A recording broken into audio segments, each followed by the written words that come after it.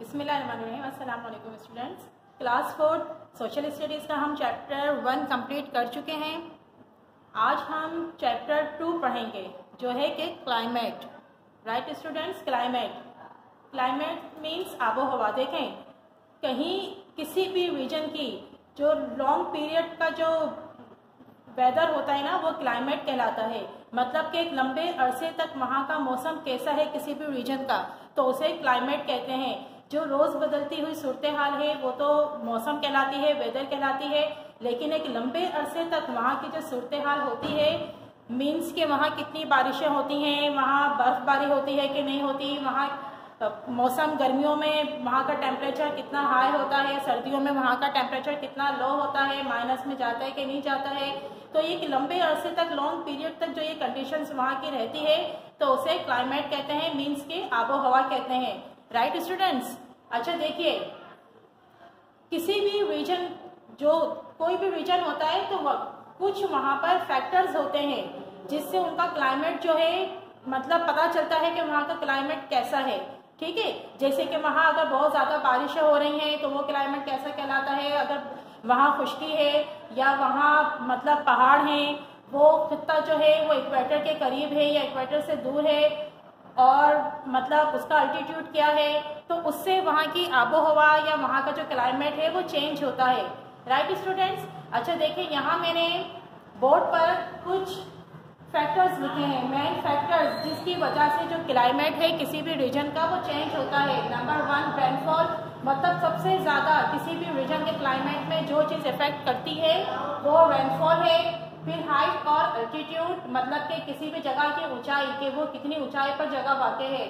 उसके बाद closeness to the सी, अगर कोई रीजन समंदर के करीब है तो लाजमी सी बात है वहाँ का क्लाइमेट जो है वो मॉडरेट होगा।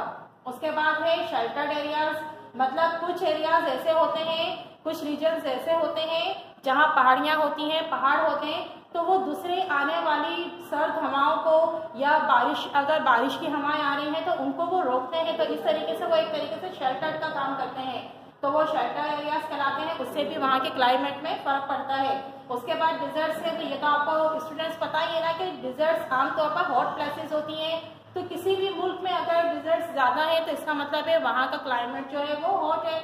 उसके बाद फिर फॉरेस्ट, जंगलात। अच्छा, जंगलात जो होते हैं वो क्लाइमेट को खुशगवार करते हैं, क्योंकि दरख्त पाए जाते हैं वहाँ, जंगलात की वजह से फिर वहाँ पर बारिशें भी होती हैं। तो लाजमी सी बात है कि जंगलात जो है वो इफेक्ट करते हैं किसी भी क्लाइमेट पर। उसके बाद फिर मानसून देख लीजिए, मानसून विंड्स जिन ममालिक में जाती हैं तो वहाँ का क्लाइमेट चेंज हो जाता है। गर्मियों में एक तो वहाँ की आबो हवा, जब मानसून विंड्स वहाँ पहुँचती हैं तो वहाँ का वेदर जो है गर्मियों में भी चेंज होता है। और सर्दियों में भी, सर्दियों की मानसून हवाएं बहुत ज़्यादा ठंडी होती हैं, तो वहाँ जब बारिशें होती हैं तो वहाँ ठंडक और ज़्यादा उन रीजन्स में बढ़ जाती है।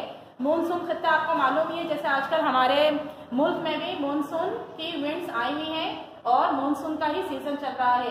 तो देखिए, ये कुछ फैक्टर्स थे जो मैंने बोर्ड पर मेंशन किए हैं, जो किसी भी क्लाइमेट को, किसी भी रीजन के क्लाइमेट में बहुत ज़्यादा अहमियत रखते हैं। Right students. अच्छा देखिए, हाइट और अल्टीट्यूड का जिस तरह है, या क्लोजनेस टू द सी, ये मैं आपको लाइन से सारे पॉइंट समझाऊंगी भी, ये आपके बुक में भी सारे पॉइंट्स मौजूद हैं। देखें, अगर कोई रीजन इक्वेटर के करीब है, राइट, तो वहाँ लाजमी सी बात है, ये आप पढ़ चुके हैं ना कि जो सूरज की शुआएं हैं वो डायरेक्ट उसको स्ट्राइक करती हैं। ठीक है, जो इक्वेटर है उसको, तो जो ममालिक इक्वेटर के करीब होते हैं वो तकरीबन सारा साल गर्म रहते हैं। ठीक है। अच्छा, अब जिस समय वो इक्वेटर से दूर होते जाते हैं, दोनों साइड, चाहे वो नॉर्दर्न हेमिस्फीयर में जाएं या वो सदर्न हेमिस्फीयर में जाएं, जिस तरह वो इक्वेटर से दूर होते जाएंगे वहाँ ठंडक बढ़ती जाएगी। ठीक है। अच्छा, अब कुछ खित्ते दुनिया में ऐसे पाए जाते हैं जो बहुत ज़्यादा गर्म हैं या बहुत ज़्यादा ड्राई है। कुछ खित्ते ऐसे पाए जाते हैं जो कि नमी या बारिश रहती है वहाँ पर, या फिर वो नमी सी रहती है वहाँ पर। ठीक है।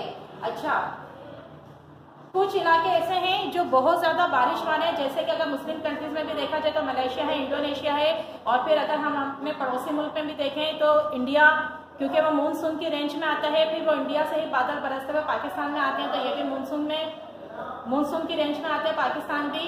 तो ये खित्ते जो हैं वो फिर बारिश यानी वो खत्ते हैं जहाँ बारिश ज़्यादा होती है, ठीक है। अच्छा, किसी भी खत्ते में बारिश जो है वो लोगों पर, या कोई भी क्लाइमेट जो है वो लोगों की ज़िंदगी पर बहुत असर रखता है, ठीक। जैसे कि आपने देखा होगा कि हमारे मुल्क की अगर हम बात करें तो हमारे यहाँ जो आप सिंध को देखें, अगर सिंध या बलूचिस्तान के लोगों को देखें, और आप फिर अगर नॉर्दर्न एरियाज जो हैं हमारे जो पहाड़ी इलाके हैं वहाँ के लोगों को देखें तो आपको वहाँ के और हमारे रहन सहन में ज़मीन आसमान का फ़र्क नज़र आएगा। उनका फिजिकल फीचर भी अलग होता है, मतलब वो लोग ज़्यादा स्ट्रॉन्ग लोग होते हैं, ज़्यादा सेहतमंद होते हैं। जबकि अगर आप सिंध के जहाँ बहुत ज़्यादा गर्मी पड़ती है, या बलूचिस्तान के वो इलाके जहाँ बहुत ज़्यादा गर्मी पड़ती है, उन इलाकों को लोगों को देखें तो वहाँ के लोग सेहत के हिसाब से थोड़े वीक होते हैं। जबकि जो पहाड़ी इलाके के लोग हैं जहाँ ठंडक ज़्यादा होती है, हमारे नॉर्दर्न एरियाज़, ठीक है, तो वहाँ के लोग सेहतमंद होते हैं। तो इसी तरह ये पूरी दुनिया का है, मैंने आपको हमारे मुल्क की मिसाल दी, तो पूरी दुनिया का यही है कि जो ममालिक ठंडे होते हैं वहाँ के लोगों की सेहत ज़्यादा अच्छी होती है, राइट।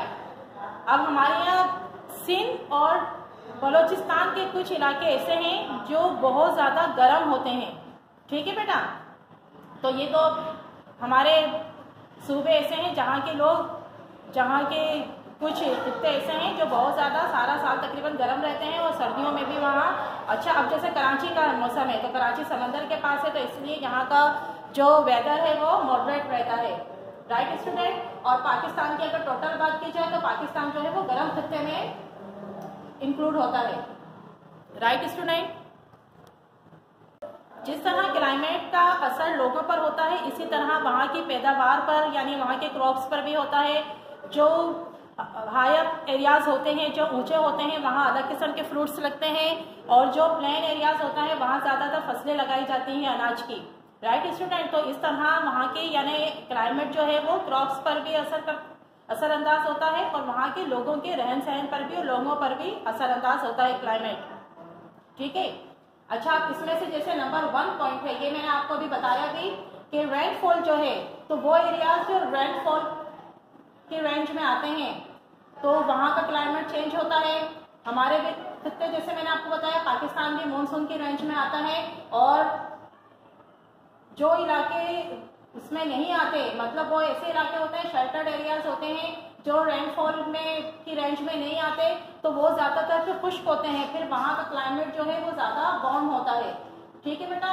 तो देखिए, अब ये बाकी के पॉइंट मैं आपको नेक्स्ट लेक्चर में समझाऊंगी। मैंने अभी आपको सिर्फ ये क्लाइमेट के बारे में समझाया है कि ये क्लाइमेट क्या है, क्या होता है, और इसमें इसके जो ये मेन फैक्टर्स हैं वो मैंने आपको भी सिर्फ नाम बताए हैं। मैं इसके बारे में नेक्स्ट लेक्चर में आपको बताऊंगी। अभी सिर्फ मैंने आपको रेनफॉल का बताया है, और इसके मुताबिक आपको जो टास्क दिया जाए वो कंप्लीट कीजिएगा बेटा।